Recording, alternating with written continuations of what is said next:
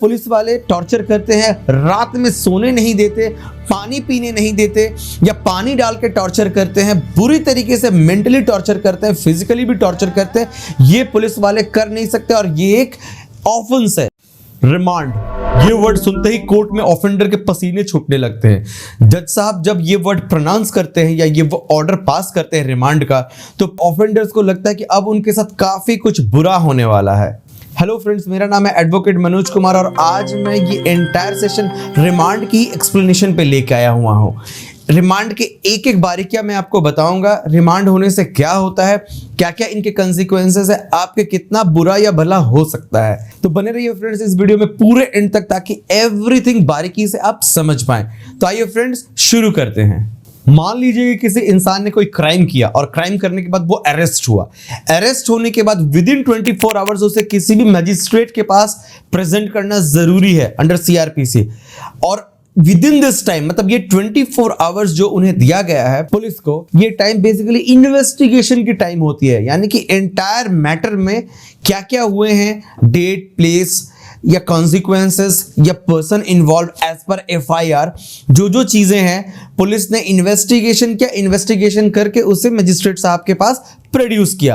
अगर किसी भी रीजन की वजह से 24 आवर्स में इन्वेस्टिगेशन कंप्लीट नहीं हुई, लेट्स से कभी कभी इन्वेस्टिगेशन काफी लंबी चलती होती है, in that sense judicial magistrate साहब रिमांड ग्रांट करते हैं। पुलिस उस वक्त क्या है, मजिस्ट्रेट साहब को रिक्वेस्ट करती है कि हमें कुछ दिनों की और मोहलत चाहिए, कुछ और मोहलत चाहिए। Let's say for example 7 days, 10 days, 15 days, कुछ और मोहलत चाहिए जिस मोहलत के अंदर में हम इसकी एंटायर इन्वेस्टिगेशन को कंप्लीट करेंगे। और रिमांड की इस डिमांड जो पुलिस के एडवोकेट की तरफ से होती है, ये डिमांड ऑफ्टन 100% फुलफिल नहीं की जाती है। That depends upon circumstances to circumstances. अगर कंडीशन वैसा कुछ हो जहां पे ये रिमांड उन्हें, अगर डिमांड है 7 डेज का तो 7 डेज दिया जाता है, अदरवाइज कोर्ट उसे कभी 7 डेज से हटा के 3 डेज का भी ग्रांट कर देता है।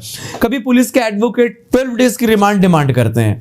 इन दैट सेंस कोर्ट को अगर लगती है कि नहीं ये 7 डेज में हो जाएगा तो 7 डेज उन्हें अलाउ किया जाता है। This is remand. कि रिमांड बेसिकली पुलिस के एडवोकेट्स की तरफ से जज साहब को रिक्वेस्ट किया जाता है अलाउ करने के लिए for investigation. Investigation, questioning session accused के साथ करनी है। ये वो पीरियड है, इस पीरियड को ही बेसिकली, इस पीरियड के रिक्वेस्ट को ही रिमांड बोला जाता है। मजिस्ट्रेट साहब के पास पावर रहती है अंडर सेक्शन 167 ऑफ सीआरपीसी कि वो इस रिमांड के रिक्वेस्ट या रिक्वेस्ट एप्लीकेशन को ग्रांट करें।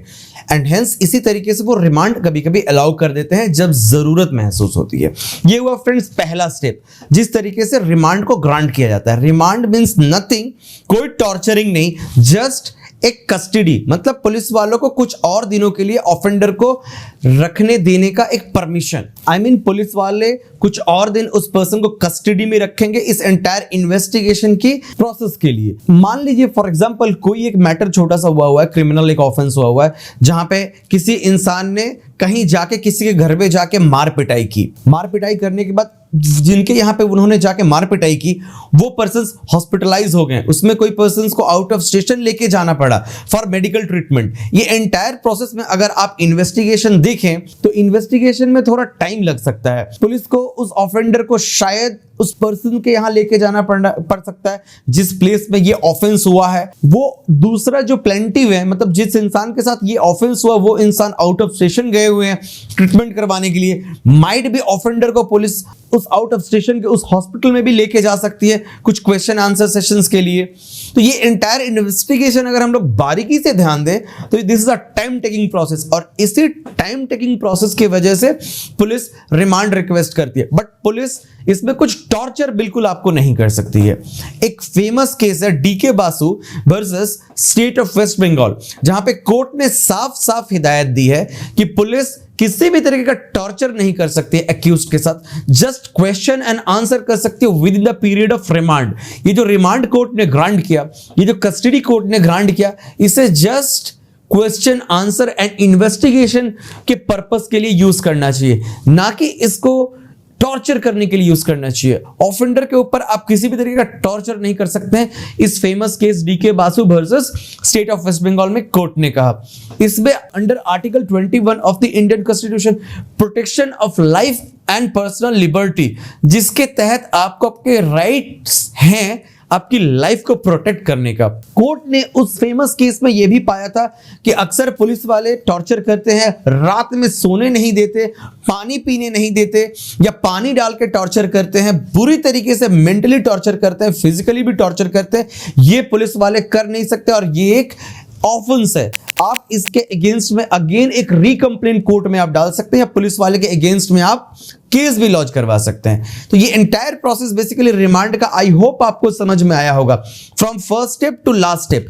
पहला स्टेप है अगर पुलिस को लगे कि इस एंटायर मैटर के इन्वेस्टिगेशन में थोड़ा और वक्त लगनी है तो पुलिस कोर्ट में एक रिक्वेस्ट एप्लीकेशन डालेगी on the very first day, 24 घंटे में उस अक्यूज्ड को वहां डालने के बाद ही कि हमें जज साहब कुछ और मोहलत दी जाए, 2-3 दिन, 4 दिन या 1 हफ्ता या 15 दिन हमें थोड़ी और मोहलत दी जाए ताकि हम अपने इन्वेस्टिगेशन को कंटिन्यू करें। और अगर ये ग्रांट होता है, कोर्ट अगर ग्रांट करता है 7 days, 10 days, 3 days according to court's desire, जो कोर्ट को अच्छा लगे, तो पुलिस उस बीच इन्वेस्टिगेशन करेंगी, क्वेश्चन आंसर सेशंस करेंगी, क्वेश्चनिंग करेंगी, या उस अक्यूज को कहीं लेके जाना है तो लेके जाएंगी, बट टॉर्चर बिल्कुल नहीं कर सकती है under article 21 of Indian constitution, जो आपके लाइफ को प्रोटेक्ट करता है। आई होप ये एंटायर रिमांड का प्रोसेस आपको समझ में आया फ्रेंड्स, और इस रिमांड के प्रोसेस या इस रिमांड के वर्ड्स को सुनने के बाद आप बिल्कुल ना घबराएं, बिकॉज ये just a question answer and investigation session है फ्रेंड्स। वीडियो कैसा लगा नीचे कमेंट बॉक्स में जरूर डालें, और अगर वीडियो रिलेटेड कुछ और क्वेश्चंस है तो वो भी डालें। I will try my level best to solve your question. और अगर वीडियो अच्छा लगे तो ज्यादा से ज्यादा शेयर करें, और हमारे रेगुलर अपडेट्स के लिए बेल आइकन को अभी दबाना बिल्कुल ना भूलें। यूं ही चैनल में बने रहने के लिए थैंक यू।